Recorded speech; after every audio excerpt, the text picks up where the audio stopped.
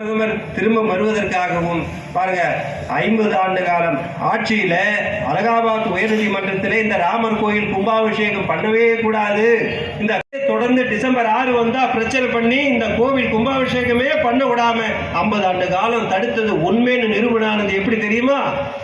இந்த அம்மா செய்ய மாட்டேன்னு சொல்றாங்க அப்படின்னு சொன்னா அவங்க இந்த 50 ஆண்டு காலம் செய்த அந்த தடை மீறி பாரத பிரதமர் இன்னைக்கு மக்களிடையே நம்ம கொடுத்து இந்த நிகழ்ச்சிக்கு வாருங்கள், சில பேருக்கு இந்த இடத்துல வரவே கூடாது, 48 நாள் அந்த மண்டல பூஜை நடக்கும், அப்போ வாங்க, வீட்டில் இருந்தபடியே ராமநாமத்தை ஜபிங்க அப்படின்னு சொல்ற.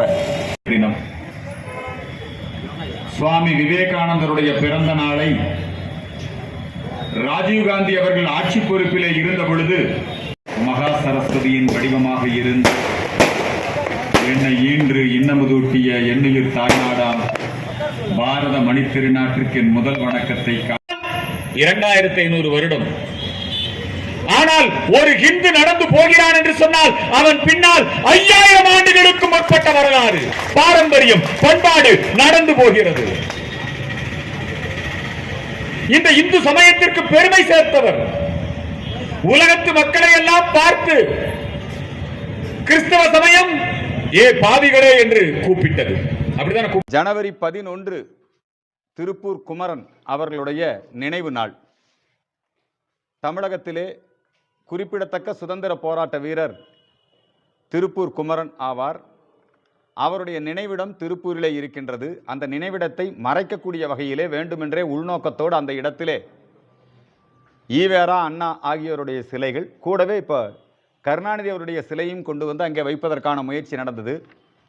நாங்கள் அதற்கு எதிர்ப்பு தெரிவித்த காரணத்தினால் நீதிமன்றத்திலே கருணாநிதி சிலை வைப்பதற்கு அங்கே தடை உத்தரவு வாங்கப்பட்டது. அதனால் திருப்பூர் குமரன், தீரர் சத்தியமூர்த்தி, பெருந்தலைவர் காமராஜர், பசும்பொன் முத்துராமலிங்க தேவர் இவங்களுக்கெல்லாம் எங்கேயும் சிலைகள் வைக்கிறது இல்லை. இவங்களுக்கான நினைவிடங்கள் இவங்கெல்லாம் இதெல்லாம் ஏற்படுத்துறது இல்லை. எங்கே பார்த்தாலும் கருணாநிதி சிலை, ஈவேரா சிலை, அண்ணா சிலை, இதுதான் இந்த திராவிட மாடல் அரசாங்கம் தொடர்ந்து செய்து கொண்டிருக்கிறது. திருப்பூர் குமரன் நினைவிடத்தை மறைக்கக்கூடிய வகையிலே அமைந்திருக்கின்ற அண்ணா, ஈவேரா சிலைகளை அகற்றிட வேண்டும். அதே போல சமீப காலமாக எங்கு பார்த்தாலும் கருணாநிதி நூற்றாண்டு விழா என்கிற போர்வையிலே தங்களுடைய குடும்பத் தலைவருக்கு, தங்களுடைய கட்சி தலைவருக்கு அரசு பணத்திலே விழாவை கொண்டாடி எல்லா இடங்களுக்கும் கருணாநிதியினுடைய பெயர், எல்லா இடங்களிலும் கருணாநிதியுடைய சிலை. சமீபத்தில் பார்த்தீங்கன்னா அலங்காநல்லூர் ஜல்லிக்கட்டுக்கு புகழ் பெற்றது. அந்த அலங்காநல்லூரில் ஒரு ஸ்டேடியம் கட்டுறாங்க. அந்த ஸ்டேடியத்துக்கு கருணாநிதியுடைய பெயர். உண்மையில் ஜல்லிக்கட்டு தடை விதித்தது காங்கிரஸ் ஆட்சி காலத்திலே கிறிஸ்தவ மிஷனரிகளின் தூண்டுதலின் பேரிலே ஜல்லிக்கட்டுக்கு தடை விதித்தார்கள். மோடியினுடைய ஆட்சி காலத்திலே ஜல்லிக்கட்டுக்கு தடை நீக்கப்பட்டது.